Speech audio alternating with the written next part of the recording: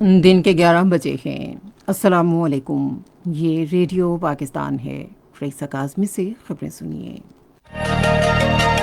پہلے اہم خبروں کا خلاصہ۔ ملک میں گزشتہ 24 گھنٹے کے دوران کرونا وائرس کے باعث مزید 23 اموات اور 989 مریضوں میں وائرس کی تشخیص ہوئی ہے۔ وزیر اطلاعات نے کہا ہے کہ تحریک انصاف کی حکومت آزادی اظہار رائے کے بنیادی آئینی اور قانونی حق پر پختہ یقین رکھتی ہے۔ دنیا بھر کی طرح آج پاکستان میں بھی آزادی صحافت کا دن منایا جا رہا ہے۔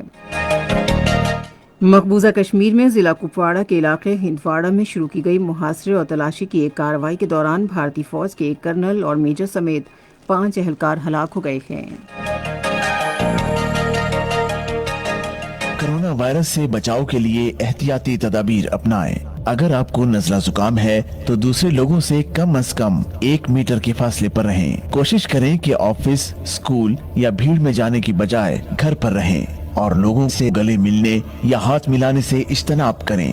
بخار، کھانسی یا سانس لینے میں دشواری کی صورت میں اپنے ڈاکٹر سے فوری رجوع کریں۔ مزید معلومات کے لیے رابطہ کریں national disaster management authority, phone number 111157 اور حکومت پاکستان کی قائم کردہ صحت تحفظ ہیلپ لائن 1166 پر رابطہ کریں۔ ملک میں کرونا وائرس سے متاثرہ مصدقہ مریضوں کی تعداد 19,103 ہو گئی ہے۔ National command and operation centre کے مطابق پنجاب میں 7,106، سندھ میں 7,102، خیبر پختونخوا میں 2,907، بلوچستان میں 1,172، گلگت بلتستان میں 356، وفاقی دارالحکومت اسلام آباد میں 393 اور آزاد کشمیر میں 67 افراد میں وائرس کی تشخیص ہوئی ہے۔ کرونا وائرس سے اب تک 4,817 مریض صحت یاب ہوئے ہیں، جبکہ جاں بحق افراد کی تعداد 440 ہو گئی ہے۔ گزشتہ 24 گھنٹے میں 23 اموات اور 989 نئے کیس رپورٹ ہوئے ہیں۔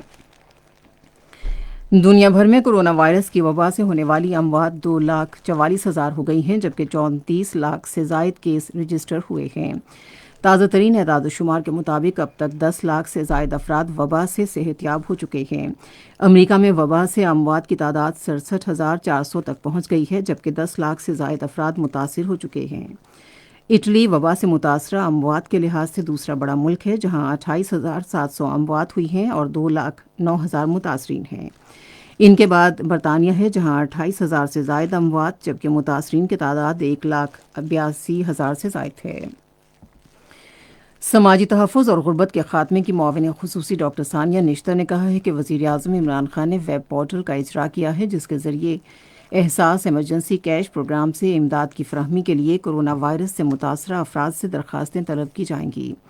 انہوں نے ایک ٹویٹ میں کہا کہ کیٹیگری 4 کے ان مستحق افراد کو احساس ایمرجنسی کے 12,000 روپے دیے جائیں گے۔ ڈاکٹر ثانیہ نشتر نے کہا کہ کووڈ-19 فنڈز سے مستحق افراد کے لیے امداد کی فراہمی کا سلسلہ جاری رہے گا اور امداد فراہم کرنے والے مخیر حضرات کے ہر 1 روپے کے بدلے میں 4 روپے حکومت کی جانب سے امدادی فنڈز میں شامل کیے جائیں گے۔ انہوں نے کہا کہ احساس ایمرجنسی کیش فنڈز کی منتقلی کے لیے شفافیت کے موجودہ اصولوں، قواعد و ضوابط اور اعداد و شمار وزیر اعظم کے کووڈ-19 فنڈ سے کیٹیگری 4 کے مستحق افراد کے چناؤ کے لیے کار فرما ہوں گے۔ وزیر اطلاعات شبلی فراز نے کہا ہے کہ تحریک انصاف کی حکومت آزادی اظہار رائے کے بنیادی آئینی اور قانونی حق پر پختہ یقین رکھتی ہے۔